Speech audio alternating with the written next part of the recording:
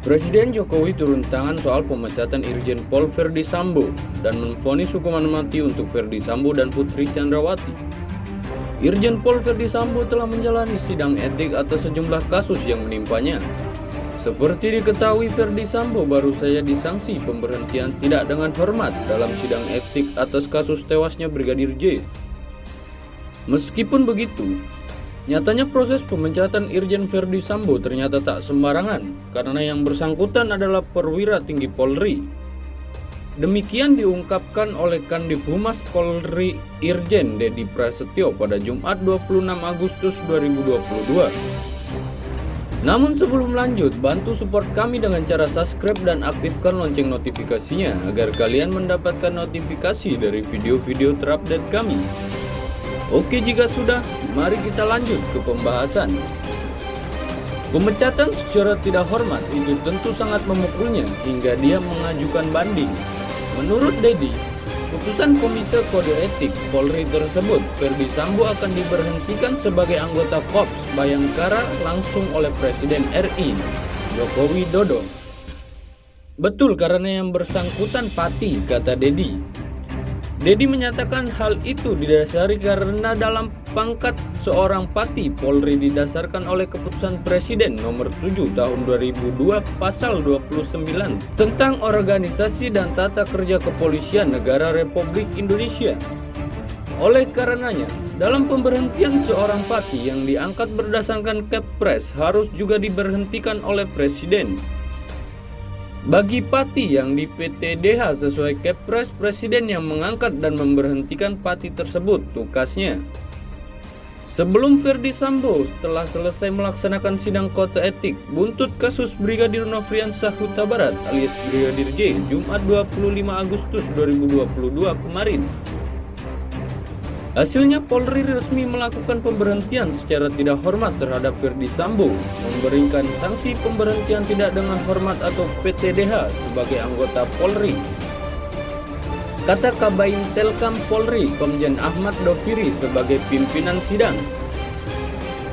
Untuk informasi, Brigadir J tewas setelah ditembak di rumah dinas EKS Kadif Propam Polri, Irjen Pol Verdi Sambo di Komplek Duren 3 Jakarta Selatan.